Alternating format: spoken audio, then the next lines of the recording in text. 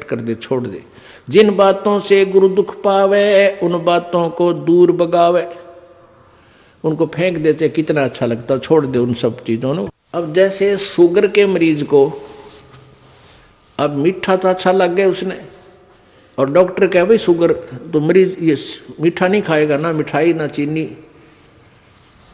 और वो फिर भी डॉक्टर की आज्ञा का पालन नहीं करता तो मरेगा फिर, और क्या इलाज है।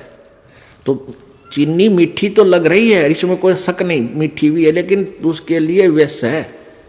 तो ऐसे ही भक्ति मार्ग में गुरु जी की आज्ञा का पालन ना करना विष के तुल्य है, आपकी भक्ति को नष्ट कर देता है। गुरु के सम्मुख वचन ना कहे सो ससरैनी गैनी सुख ले। गुरु जी के सामने एंड बैंड नहीं बोला, क्योंकि गुरु जी के सामने जैसे भगवान के पास जाना होता है ऐसे ही दृष्टिकोण से आना चाहिए। अपनी फरियाद करे, जो भी आदेश हो सिरोधार्य करे और चल पड़े, चाहे मन कुछ भी सोचता रहे, क्योंकि परमात्मा अंतर्यामी है, आपके सब दुखों से परिचित है, और वो आपके जितनी श्रद्धा आपकी होगी उतना ही निवारण आपको साथ साथ रिजल्ट देते रहेंगे। तो आपने समर्पण और श्रद्धा बढ़ानी है, उसके बढ़ाने के लिए आपको यहाँ बुलाया जाता है, भक्ति कराई जाती है, दान पुण्य करवाया जाता है, सेवा करवाई जाती है, ताकि आपकी श्रद्धा जितनी बढ़ेगी उतना ही प्रभु आपके संकटों का निवारण समांतर करता रहेगा। अब जैसे आप यहाँ आए और आते ही आपको ठीक कर दिया, आप ना हो भूल गए भी यहाँ, क्योंकि हमने देखे झाड़े लवानी है, झाड़े लवाए लाया, हो गया, आराम हो गया, बस ये क्या वहाँ जाना नहीं भूल कर फिर। तो यहाँ आते भी आपको सुख दिया जा सकता है, लेकिन ये परमात्मा चाहते हैं कि ये बच्चा आते कुछ तो राहत अवश्य देगा, ताकि आपका विश्वास बने। और आप पर आज कलयुग में आगे हो इतने पाप है, गिनती नहीं। एक सुख थोड़ा बहुत मालिक अपनी तरफ से अवश्य देता आपको, फिर 100 संकट और हैं अभी तो आपके ऊपर बैलेंस, वो भी निवारण करवाने हैं। तो फिर आपको बुलाया जाता है कि आप महीने में एक बार अवश्य आइए। आपको बुलाने का क्या तात्पर्य है कि यहाँ आने से आपको बहुत पुण्य मिलता है, आपको बहुत भक्ति लाभ होता है। आप बच्चे हो, आपको मालूम नहीं, ये दास डॉक्टर है जो भी आपको कैसे कैसे आपके अंदर शक्ति प्रवेश करवानी है, प्रभु की पुण्य कैसे प्रवेश करवाने हैं, फिर ये ज्ञान आपके हृदय में पहुंचाना है। और जिस दिन आपकी श्रद्धा पूरी हो जाएगी, आप सपने में भी दुखी नहीं होगे, ये सत्कर मान लेना। क्योंकि पाप जब बढ़ जाते हैं, दिन में भी दुखी, सोए फिर भी दुखी, क्यों सपने भी बुंडे बुंडे आवे। और जब आप भक्ति करोगे, ढंग से लग जाओगे, आप वैसे भी सुखी, और स्वप्न में भी परमात्मा की भक्ति है, आरती करते होगे, कभी मंत्र कर रहे होगे, कभी मेरे गुरुदेव भगवान ये गा रहे होगे, स्वप्न में भी सुखी, यानी भक्ति स्वप्न में भी हो रही होगी।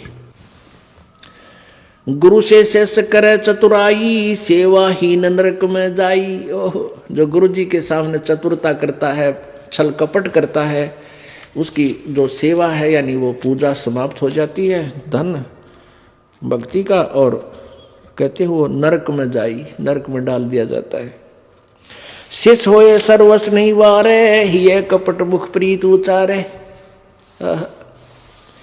शेष होके और समर्पण नहीं किया तो क्या काय का भगत वो, और हिये कपट मुख प्रीत उचारे। अंदर तो दोष है, ऊपर तो मीठा बोला है, ये भगवान को पसंद नहीं। सो जीव कैसे लोक सिधाई, बिन गुरु मिले मोहे ना पाई। गुरु से कपट करे चतुराई, सोहन सा भव भर में आई। गुरु से कपट शेष जो राखे, यमराज जाके मुगदर चाखे।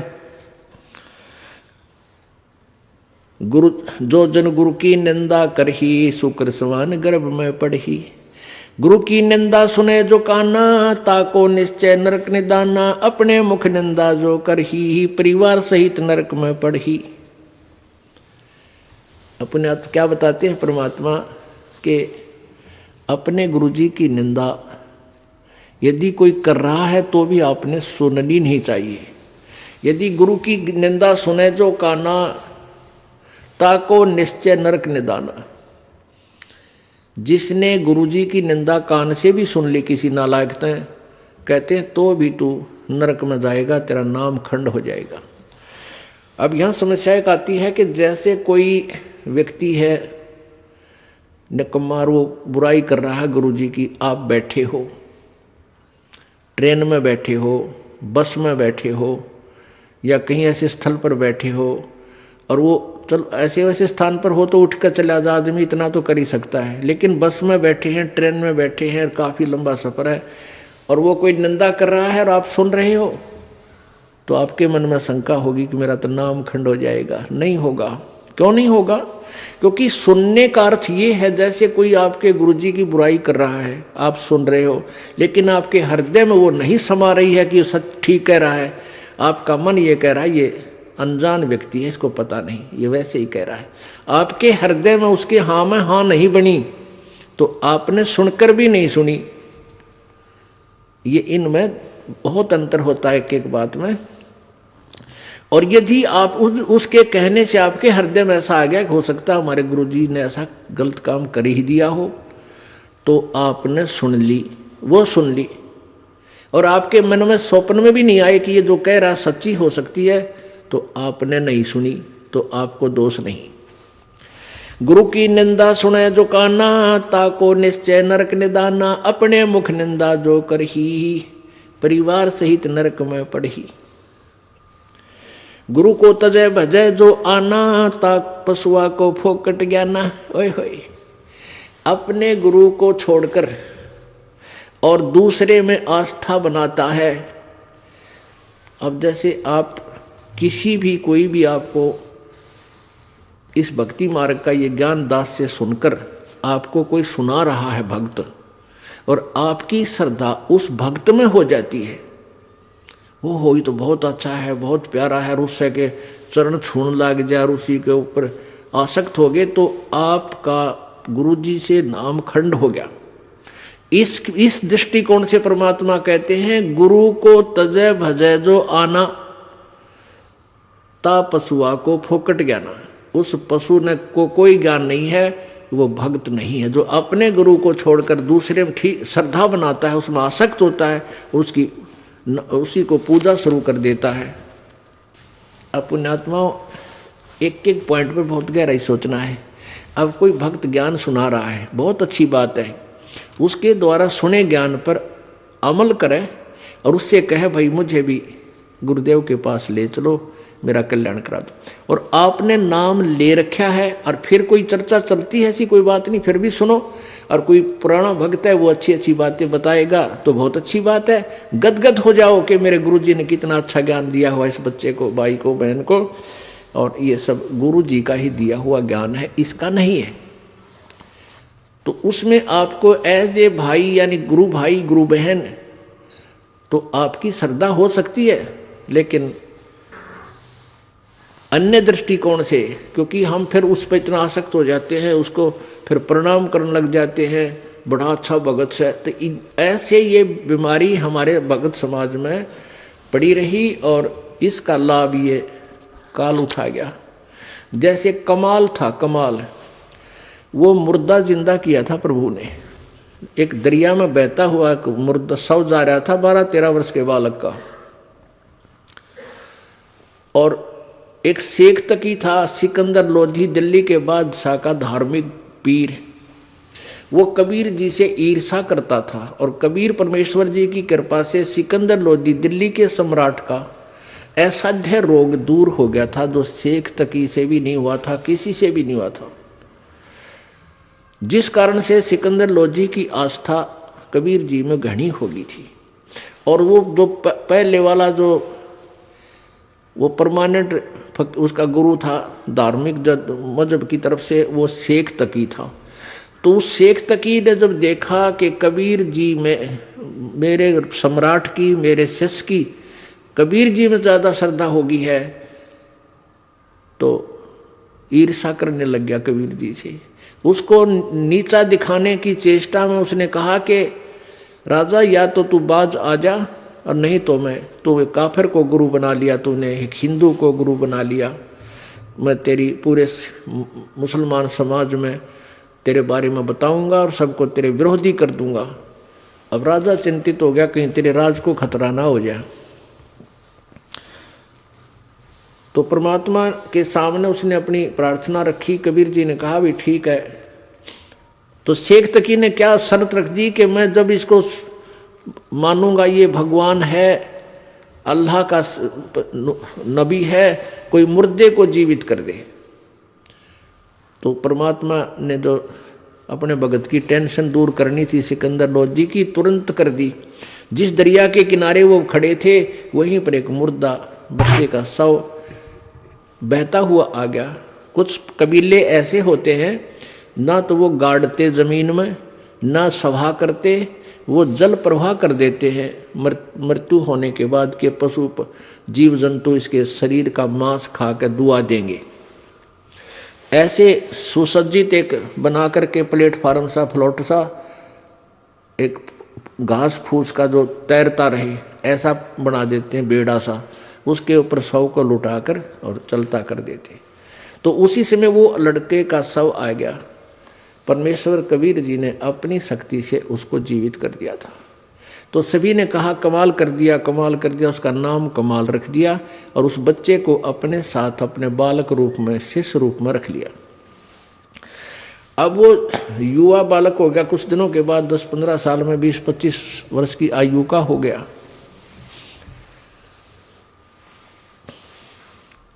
तो वो परमात्मा से ज्ञान सुनकर, कबीर जी का ज्ञान सुनकर वो भी ज्ञान औरों को सुनाने लग गया। जैसे बताते हैं भक्त, आप भी बताते हो और भी बताते हैं।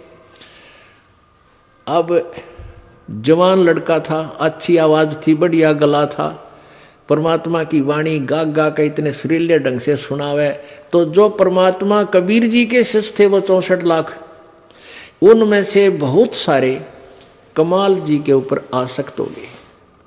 ओहो कमाल तो भाई कमाल है, तेरा नाम भी कमाल, तेरा काम भी कमाल, और भाई तो गुरु जी से भी बढ़कर हो गया। ओहो आप तो गुरु जी से भी अच्छी जो है ना ज्ञान सुनाते हो। अब इस बात से वो कमाल फूल गया, वो यानी उसमें अभिमान छा गया। और कबीर जी परमात्मा उसको बार बार धिक्कारते थे, उसको धमकाते थे कि निकम्मे तू अपना कर्म बना ले और प्रभु मत बनाए। लेकिन ये प्रभुता की भूख इतनी बुरी होती है, जीव नरक जाना स्वीकार कर लेगा, प्रभुता छूटे नहीं। कहते हैं राज तजना सहज है, सहज त्रिया का नेह, और मान बढ़ाई ईर्षा दुर्लभ तजनाई। और जब तक ये नहीं तजे जाएंगे इतना भगवान नहीं मिला। तो हम निकले भगवान के लिए, हमें पता है मनुष्य जीवन मिला भगवान प्राप्ति के लिए, और फिर उसमें कोई वस्तु बाधा है उसने फेंक दे तुरंत तोड़ के, उसको एक तरफ फेंके तो भगवान मिला। लेकिन उस कमाल ने परमात्मा के आदेश का पालन किया नहीं, तो प्रभु ने उसको धमका दिया। वो वहां से निकलकर परमात्मा से रुष्ट होकर, अक्षुब्ध होकर, खिन्न होकर के वहां से निकल गया और जाके कहीं दूर देश स्थान पर रहने लगा, जहां के वो नालायक भक्त गुरुजी के शिष्य उसको चाहते थे, वहीं चला गया, वहां रहने लग गया। अब वहां रहा, उसने एक छोटा सा आश्रम बना लिया। अब पुण्यात्मा समर्थ जो कार्य करता है कोई जीव नहीं कर सकता। जैसा कल उदाहरण दिया था कि जैसे वायु बहुत लंबी चौड़ी है, बहुत ज़्यादा था है, और उसमें से एक टायर में पंप से हवा भर भी ली, वो टायर ट्यूब में टायर में डालकर ट्रक में डाल दिया, ठीक है वो काफ़ी सहयोगी होगी वह हवा उसको, लेकिन वो तो सीमित है। ऐसे ही किसी भक्त ने, उस कमाल ने परमात्मा की कुछ दिन सेवा करके, दोनों नाम दिया, उसकी भक्ति करके कुछ शक्ति अवश्य होगी थी, लेकिन वो जीव ही था। और वो अनजान भक्त जो परमात्मा के शिष्य थे कबीर जी के, उस पर आसक्त हो गए। तो यहाँ बताते हैं गुरु को तजय भजय जो आना ता पशुआ को फोकट गया ना। अरे जब कबीर खुद मालिक बैठे और उस वो कमाल के टिंडे देगा उन्हें, कमाल की बात। यहीं से हम गिरते, सतर गिरता गिरता यहाँ आ लिए। हम सतलोक में इसी तरह गिरे थे। हम अपने भगवान को छोड़कर परमेश्वर कबीर जी सत्य पुरुष को, और ये ज्योति निरंजन काल वहाँ तपस्या कर रहा था एक टांग पर खड़ा होकर। हमने अपने भगवान से हृदय हटा के इसमें लगा लिया और इसका फल यूं मिला। आज गधे कुत्ते सूअर 84 लाख योनियों में कितना कष्ट उठा रहे हम, और फिर वही फिर दोहरा रहे हैं क्योंकि ज्ञान नहीं हमने। तो उसने क्या किया, कमाल ने वहां रहने लगा। अब जो भक्त परमात्मा के पास आते थे उनको सुख होया करता खूब। अब वो चेले बन गए कमाल के। अब 5-4 वर्ष तो उनके काम ठीक चले, क्योंकि जो हैंडपंप से पानी उन्होंने ले लिया था वो जब तक चला उनकी पुण्य कमाई तब तक तो वो दुखी हुए नहीं। फिर कोई काम उनका होने लगा नहीं तो धीरे धीरे वो कमाल से भी हट गए। अब कमाल ने 5-4 और चेले रख रखे अपने आश्रम में रख रहे तो वो कहने लगे, गुरुजी यहाँ भगत तो आने ही बंद हो गए। तो उन्होंने कहा भाई यूँ करे कि गुरुजी का जन्मदिन मनावांगे कल, जेठ की पूर्णमासी आ गई, सब न कह दे भाई कल जेठ उतरते की पूर्णमासी है और गुरुजी का प्रगट दिवस बनाएंगे और खीर ख्यार बनावांगे, भंडारा करेंगे, सभी गांव वालों दूध लाइयो, दूध पहुंचाना। अब पहले कोई समागम करता था तो गांव वाले खुश होकर दूध ले जाते थे और ठोक देते थे ड्राम के ड्राम। अब किसी का लाभ होया नहीं, सारे बयानवटी होगी, दूध रहा ना ढंगता, तो सब कपटी हो गए। अब सब ने सोचा भी बखत से दूध डालावांगे और ना डाल कावांगे तो यू नाराज हो जाएगा, कदे शराब स्वरूप ना दे दे। कमाल है। और प्रत्येक के मन में, क्योंकि परमात्मा कबीर जी खेल खेलते हैं। अब वो जो भगत थे गांव वाले, जो 50-60-100 जितने भी थे, उन्होंने सबके मन में के दुर्भावना आ गई कि बखत तो उठ कर सबसे पहले मुंह अंधेरे जाऊंगा और दूध की जगह पानी का लोटा डालूंगा, किसने बेरा पट्टा है। अब सुबह सुबह लाग गई लाइन, महाराज जी सत साहेब, कहाँ भाई सत साहेब, आज दूध लाए हैं, डाल दो भाई वहाँ ड्राम में जो से पहले कराया करते। अब कपड़ा उठावें और पानी तरड़ा डालें, गुरु जी ने महाराज जी ने पता लग जाएगा हाँ डाल रहा है कुछ, दूध डाल गया। एक आधे भगवान ने उसमें दो चार दूध भी डाल दिया होगा। कमाल बोला भाई आता दूध बहुत आ गया और बच्चों खीर बना लो। अब वो लग गए खीर बनाने, वो ड्राम पानी का भरा, थोड़ा बहुत दूध उसमें कितना गिर गया को भगवान। तो कहने लगे गुरुजी तो सारा पानी का फुल भरा है। कमाल बोला झूठ बोलो, देखा जाएगा सारा पानी का भरा हो, किसकी खीर बनी थी। इतना शर्मिंदा हो गया, रात्रि में उस आश्रम ने छोड़ दिया, पता नहीं कित मरिया जाके छोड़ चल गया। तो इस प्रकार परमात्मा कहते हैं अब आप भी मरिया और उन शिष्यों उन पुण्यात्माओं को ले डूबा, नकमी आत्मा जो परमात्मा से जुड़ी थी। गुरु को तजय भजय जो आना, तापसुआ को फोकट ज्ञाना। गुरु से बैर करे शिष जोई, भजन नास और बहुत बिगोई। पीढ़ी सहित नरक में पढ़ी, गुरु आज्ञा शिष लोप जो करही। चेला अथवा उपासक होई, गुरु सुमुख ले झूठ संजोई। निश्चय नरक पड़े से सोई, वेद पुराण भाकत सब कोई। सम्मुख गुरु की आज्ञा धारे, और पीछे ते सकल निवारे। एक सामने आकर के तो हाँ जी हाँ जी हाँ जी, और पीछे ते छोड़ देने कि जरा फिर देखेंगे। तो कहते हैं सम्मुख गुरु की आज्ञा धारे और फिर और पीछे ते सकल निवारे, यार सब ने रिजेक्ट कर बैठे। ऐसे नकली शिष्यों का उद्धार नहीं होता। सोच से घोर नरक में पड़ही, रुद्राद पीवे नहीं तरही। मुख पर वचन करे परवाना, घर पर जाए करे विज्ञाना। मुख पर तो सारी बात माने और घर पर जाकर चौधरी पाक अपने हिसाब से सेटिंग करना, नो ऐसे ठीक नहीं गुरु, ये ऐसे होना चाहिए। तो परमात्मा कहते हैं आप जीव हैं और जीव संज्ञा में ही रहना चाहिए। आपने परमात्मा की आज्ञा में कोई भी दोष नहीं निकालना चाहिए, फाइनल हो। अब गुरु जी की आज्ञा देगा आपको। हम क्या आज्ञा देते हैं भाई, बीड़ी मत पीना, शराब मत पीना, तम्बाकू मत पीना, बुराई ना करना, चोरी मत करियो, रिश्वत मत लेना, भगवान पर विश्वास रखना, भक्ति करना, आनुपाशा मत करना। और ये सारी ही ना करने की है। और ये आज्ञा पालन करने की है। और ये भी नहीं करोगे फिर भगत कैसे, व्यर्थ। मुख पर वचन करे परमाना, घर पर जाए करे विज्ञाना। जहां जावे ता निंदा करही, सोच घोर नरक में पड़ही। ऐसे शेष को ठाहर नाही, गुरु विमुक्त लोचत मन माही। वेद पुराण कहे सब साखी, साखी शब्द सब है यूं बाकी। मानुष जन्म पाए कर खोवे है, सतगुरु विमुखा युग युग रोवे। अब सतगुरु से विमुख होने वाला कहते हैं युग युग रोएगा।